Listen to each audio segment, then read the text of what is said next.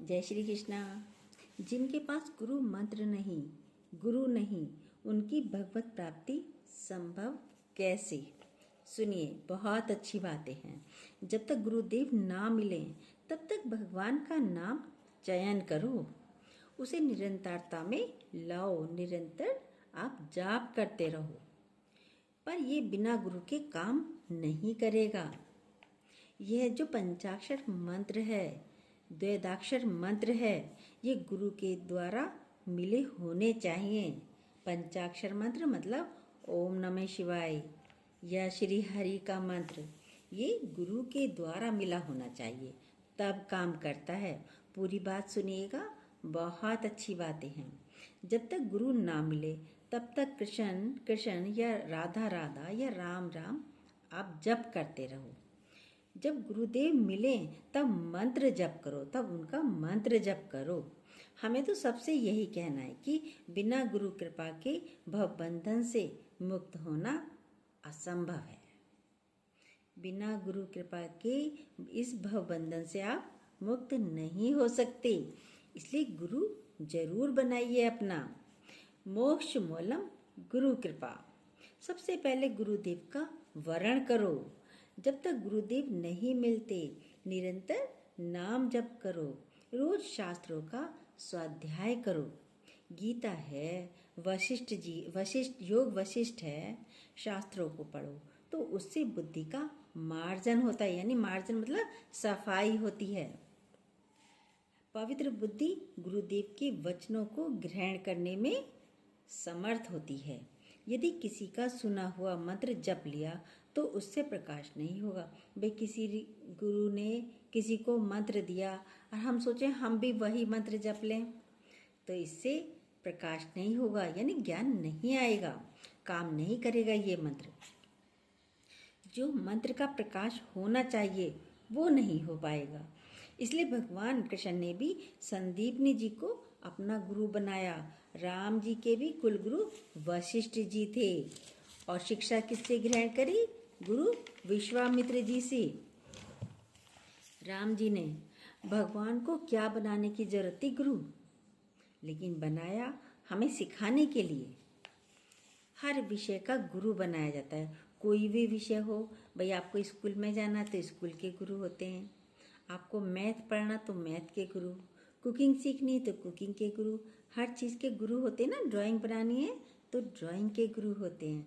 तो हर चीज़ का गुरु होता है। और अध्यात्म मार्ग में गुरु वो सबसे श्रेष्ठ गुरु हैं जो अध्यात्म मार्ग के गुरु हैं। लास्ट में तो आध्यात्मिकता ही चाहिए सबको। अर्जुन जी नित्य सखा हैं भगवान के। खूब हंसी मजाक करते थे घर में, दोस्त समझते थे बुआ, और वैसे भी बुआ के लड़के थे अर्जुन। मित्र भी हैं कृष्ण जी उनके। वैसे भी नर नारायण के अवतार हैं।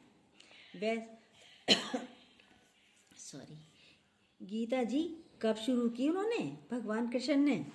जब अर्जुन जी कहते हैं हे जगत गुरु भगवान, जब अर्जुन ने अपने को साबित किया, जब जगत गुरु भगवान कृष्ण को जगत का गुरु समझा, माना, तब गीता जी की शुरुआत हुई है।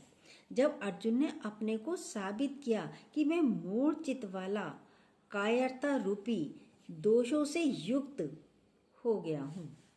अर्जुन ने जब भगवान कृष्ण से कहा मेरा कल्याण किसमें है, ये मैं निश्चित नहीं कर पा रहा, आप निश्चित करो, मैं आपकी शरण में हूँ। यहाँ से गीता जी प्रारंभ होती हैं। मंत्र मूलम गुरु वाक्यम। जैसे आप ऐसे ही राम राम जप रहे हो और जब गुरु के मुख से निकला कि राम कहो, आप देखना जब ये ही मंत्र गुरु से मिले तब देखना फर्क क्या होता है। गुरु मुख से ही तो मिला था कबीरदास जी को, राम राम बोल बेटा राम, तो उन्होंने तो यही मंत्र ले लिया था। तो गुरु मुख से मिला, हमें भी इसलिए गुरु की आवश्यकता होती है। गुरु मुख से जो मिले वो मंत्र है। हमको ऐसा गुरु चाहिए कि हमें दुलार भी दे और डांट भी दे। आप बिल्कुल सही हो, आपको सभा में डांट दे गुरु, डांट लगाए और आप ऐसे ही बैठे रहो हाथ जोड़कर नीची गर्दन करके। आज तो अपार कृपा होगी मेरे गुरु की मेरे ऊपर, अंदर ही अंदर आप बोलो तो अहंकार गलित हो जाएगा आपका। आप कहें हमने तो कोई गलती नहीं की, और आप उल्टा यदि गुरु से कहें हमने तो कोई गलती नहीं करी, हमने तो अपनी अनुभूति बताई थी गुरु जी को। ऐसे ही कभी कभी गुरुजन ऐसी प्रतिकूलता रूपी औषधि देते हैं, आपकी परीक्षा लेते हैं, जिससे आपका अहंकार हट जाए। वो गुरु से ही होगा। बस मंत्र मूलम गुरु वाक्यम। वो क्या कह रहे हैं प्रश्न नहीं करना। गुरुजी कुछ भी कह रहे हैं आप प्रश्न नहीं कीजिए, उल्टा मत बोलिए उनसे जरा भी। गुरु के वचन जैसे निकलें, अगर गुरुजी कह दें खड़े रहो तो आप खड़े रहो, गुरुजी कहते हैं बैठ जाओ तो आप बैठ जाओ। शरणागति उनकी कृपा से आएगी, बहुत जोर की शरणागति। यह बहुत जोर की शरणागति है। आपको जो पसंद है वही मैं बात करूँगा। गुरु को जो पसंद है मैं अब सिर्फ वही करूँगा, वही आचरण करूँगा। अगर आप दिन को रात कहेंगे तो मैं भी दिन को रात कहूँगा। ऐसे ही अर्जुन से एक बार घूमते घूमते भगवान श्री कृष्ण ने कहा था अर्जुन कबूतर उड़ रहे हैं। तो अर्जुन, जबकि रात हो रही थी, अर्जुन ने कहा हाँ भगवान उड़ रहे हैं कबूतर। कृष्ण भगवान ने थोड़ी देर बाद कहा अर्जुन कबूतर नहीं उड़ रहे हैं। कह रहे हाँ भगवान नहीं उड़ रहे हैं। यानी पूरा शरणागत हो गया अर्जुन भगवान कृष्ण के। ये है गुरु की बात को मानना, हर बात को हाँ कहना। कि गुरुदेव कह रहे हैं रात है तो मुझे दिन दिखाई दे रहा है, मेरी आंखें झूठी हैं। अपने को ये कहो मेरी आंखें झूठी हैं। ये यदि गुरु कह रहे हैं रात है तो रात ही है, दिन नहीं है। गुरुदेव झूठे नहीं हैं, गुरुदेव की बात सत्य है। ऐसी शरणागति जब आ जाती है तब ब्रह्मबोध अपने आप हो जाता है। गुरु प्रसन्न साहब अनुकूला, मिटी सकल कल्पित भय सूला। कल्पनात्मक भय का शूल जो था वह मिट गया। हमें डर कल्पना में तो लगता है, रात को सो रहे हैं कोई आ ना जाए, कोई अंदर ना हो, अंधेरे से डर लगता है, तो सिर्फ कल्पना से ही, वैसे तो कोई डर नहीं है। जैसे स्वाप्निक दुख होता है, कल्पनात्मक भय का शूल था वह मिट गया। जैसे स्वाप्निक दुख होता है, जैसे स्वप्न में कोई दुख देख लो लेकिन जागे तो कोई दुख नहीं, जगने पर मिट जाता है। ऐसे गुरु प्रसन्न हुए, करुणा करी। ऐसे गुरु प्रसन्न हुए और हम पर करुणा करी। उनकी प्रसन्नता से अज्ञान तिमिर का नाश हो गया, नाश हो गया। दिखाई दिया कि हम तो जीवन मुक्त थे, रहेंगे। तब पता चलता है हम तो जीवन मुक्त थे पहले से ही और रहेंगे भी। कभी बंधन हुआ है क्या आत्मा का? कभी बंधन, आत्मा का बंधन हुआ है? कोई बांध सका है आत्मा को? नहीं। तो फिर किसका मोक्ष चाहिए? जब आप पहले से ही मुक्त हो तो मोक्ष किसका चाहिए? भव बंधन और भव मुक्ति दोनों अज्ञान हैं। एक संत जी से पूछा जीवन मुक्त अवस्था क्या है?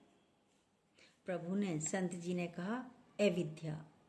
तो कहा ये अविद्या का नाश होने पर होती है, लेकिन अविद्या का नाश होगा तभी तो मिलेगी। तो बोले क्या बंधन था आत्म तत्व को? क्या आत्म तत्व बंधा हुआ था? तो बंधन भी और मुक्ति भी दोनों अविद्या के नाम हैं। हम ही तो कहते हैं बहुत बंधन है। भाई आप बताइए, आप कहते हो बंधन है, किसने बांधा? कहाँ से बंधे? शरीर बंधा, हाथ बंधे, गर्दन बंधी? बताइए। आप सब कहते हो मुझे तो बहुत बंधन है, हम सत्संग नहीं जा सकते, हम मंदिर नहीं जा सकते, कहते हैं ना सब लोग। तो बताइए किसने बांधा? किसी ने भी नहीं बांधा। आपने सबको पकड़ रखा है, जकड़ रखा है कस के, तो बंधन लगते हैं, वरना तो आप आज़ाद हो, खुले हुए हो। गाय भैंस कहे बंधन है तो बात समझ में आई, पर आपको तो किसी ने नहीं बांधा है, नहीं बांधा है ना। तो अविद्या के कारण हमें बंधन नजर आते हैं। ये अनुभूति केवल महापुरुष बोल सकते हैं। जीवन मुक्त होता है कि जीवन मुक्त था। जीवन, कितनी अच्छी बात कही गुरुजी ने, जीवन मुक्त होता है या जीवन मुक्त था। जीवन तो मुक्ति होता है। बंधन का भ्रम नष्ट करना था, बंधा तो नहीं था, बंधन का सिर्फ भ्रम था। जैसे पड़ी है रस्सी जली हुई और कोई कह दे सांप पड़ा है, तो भ्रम ही तो है। ऐसे ही आपके बंधन भ्रम है, भ्रम नहीं है, लेकिन आप स्वयं भ्रम हो। बोला बंधन का भ्रम नष्ट करना था, बंधा तो नहीं था। गोस्वामी जी कह रहे हैं, जड़ चेतन में ग्रंथि पड़ गई, यद्यपि मृषा ये छूटती कछु नहीं। ये छूटता है गुरु चरणों से। जड़ चेतन में सिर्फ ग्रंथि पड़ गई है। बोला हम परमानंद स्वरूप थे, हैं और रहेंगे। हम परमानंद स्वरूप यानी परमात्मा के बच्चे परमात्मा है नहीं है? तो हम परमानंद स्वरूप, परमानंद का मतलब परम आनंद, परम आनंद से भरपूर हैं, थे और रहेंगे। ये भ्रम से ध्येय भाव दिखाई देता है, स्थूल सूक्ष्म कारण। इसी से हमारा जन्म मरण हो रहा है, इसी से तो होता है। यदि हमारा भाव इसमें चला गया, स्थूल में, सूक्ष्म में, कारण में, तो जन्म मरण का कारण बनता है। अजन्मा का जन्म हो रहा है। अजन्मा, अजन्मा कौन है? आत्मा, जो अमर है, अविनाशी है, मृत्यु को प्राप्त हो रही है। जो एक है, जो अमर है, अविनाशी है। आत्मा तो मरती नहीं, कटती नहीं, जलती नहीं, सूखती नहीं, वो तो है ही है, तो उसका कोई जन्म और मृत्यु भी नहीं है। जो एक है लेकिन अनेक में भास रही है। अनेक कौन है? हमारे परिवार के गण, गली मोहल्ले, पड़ोसी, देश, अनेक में है एक ही। जैसे समुंदर बहुत बड़ा है पर एक समुंदर है, भास रहा है। अब अलग अलग चीज़ों में पानी ले लो तो अलग अलग लोटे में लिया, बाल्टी में लिया, बर्त और या किसी ड्रम में लिया, अलग अलग हमें सामानों में भास रहा है, लेकिन है क्या? समुंदर का जल, कुंभ का जल है नहीं है। स्थिति अपनी देखनी है तो थर्मामीटर अपनी जेब में रखो। कितनी अच्छी बताई, क्या कैसे रखो? सुनिए, 15वें अध्याय में है, मान का किंचित मात्र भी नहीं, न अपने शरीर से मोह, न किसी और के शरीर से मोह। मान अपमान का किंचित मात्र भी भास नहीं होना चाहिए। मान का भी और अपमान का भी, अपने शरीर का भी और दूसरों के शरीरों का भी, शरीरों से भी मोह नहीं होना चाहिए। किसी भी भोग की ताकत नहीं जो आप उसके हृदय में इच्छा जागृत कर दे। जो व्यक्ति इस तरीके से रहता है, तो बोला किसी भी भोग की ताकत नहीं जो उसके हृदय में इच्छा को जागृत कर दे। क्यों? क्योंकि आत्म स्वरूप में नित्य स्थित रहता है। क्योंकि आत्म स्वरूप में नित्य स्थित रहता है। क्यों स्थित रहता है? कैसे? क्योंकि उसकी सारी कामनाएं शांत हो चुकी हैं। उसकी सारी कामनाएं, इच्छाएं सब शांत हो चुकी हैं। सुख दुख, मान अपमान, हर द्वंद्व को उसने दूर फेंक दिया है। सारे द्वंद्वी जोड़े ना, सुख दुख, मान अपान, रात दिन, ये सारी जोड़ों को उसने दूर फेंक दिया है, अपने से दूर कर दिया है। वो ज्ञानी महापुरुष भगवान को प्राप्त होता है जो इन द्वंद्वों में, द्वंद्वी जोड़ों में नहीं पड़ा है। वह भगवान को प्राप्त होता है। मैं तो मूढ़ व्यक्ति करता है, कहते ना, मैंने किया, मैं ही करूँगा, मैं ही खाऊंगा, मैं ही जाऊँगा, मैं ही रहूँगा पूरे घर में। मैं तो मूढ़ व्यक्ति यानी मूर्ख व्यक्ति करता है। अभी मूढ़ता पिंड नहीं छोड़ेगी जब तक गुरुदेव भगवान नहीं मिलेंगे, परंतु ये मूढ़ता पिंड नहीं छोड़ेगी जब तक गुरु से मिलना नहीं होगा, गुरु मंत्र नहीं लोगे आप। इसलिए भगवान ने अर्जुन जी को पूरा उपदेश दिया था। ये मोह का नाश गुरुदेव की कृपा से होता है। आपको यदि परमार्थ की स्कूल में उन्नतिशील विद्यार्थी बनना है तो गुरुदेव की शरण लो। आपको यदि अपनी उन्नति करानी है, उन्नतिशील विद्यार्थी बनना है तो गुरुदेव की शरण लो। बिना गुरुदेव के आज तक किसी को कहीं भी गति मति नहीं प्राप्त हुई। बिना गुरु के ज्ञान नहीं होता। अध्यात्म का ज्ञान गुरु बिना नहीं होगा।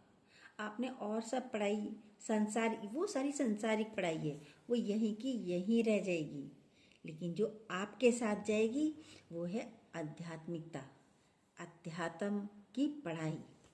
वो हमें गुरुजनों से, महापुरुषों से, संतों से मिलेगी।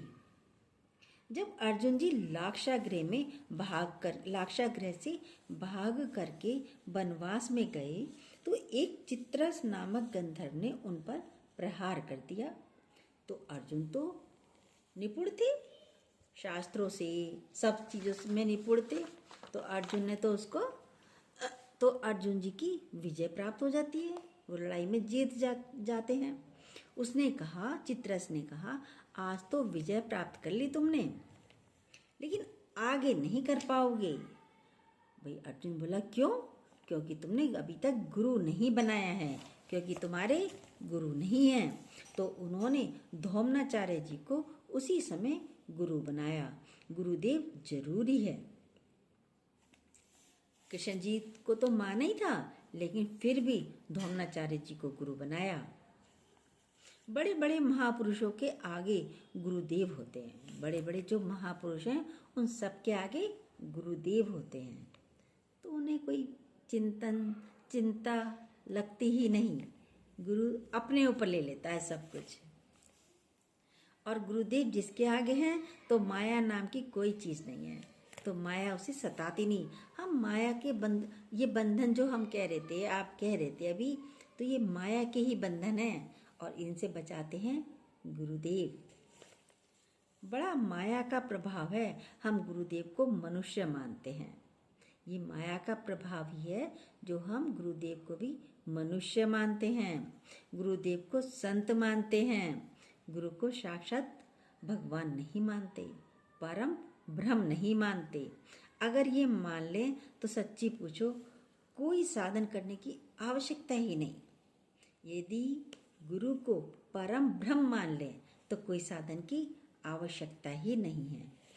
पर ब्रह्म की कृपा दृष्टि पड़ते ही माया मल का नाश हो जाता है। माया को मल कहा है गुरु ने, माया मल का नाश हो जाता है। गुरुदेव कहें खड़े रहो तो खड़े रहो, गुरुदेव कहें बैठ जाओ तो बैठ जाओ हाथ जोड़कर। गुरु का स्वरूप भगवान से भी बढ़कर है। एक तरफ भगवान है और दूसरी तरफ यदि गुरु खड़े हैं तो सबसे पहली दंडवत किसको करेंगे? गुरुदेव को करेंगे। करेंगे नहीं करेंगे? भगवान को नहीं। गुरु गोविंद दो खड़े काके लागू पाए, बलिहारी गुरु आपने जिन गोविंद दियो बताए। भगवान का अता पता किसी को नहीं था किसी को पता नहीं। गुरु के द्वारा हमें भगवान के दर्शन होते हैं, इसलिए गुरु जरूर होना चाहिए जीवन में। जय श्री कृष्ण। प्लीज़ जो न्यू हो सब्सक्राइब कीजिएगा, बेल को दोबारा प्रेस कीजिएगा और अपने लाइक और कमेंट जरूर कीजिएगा।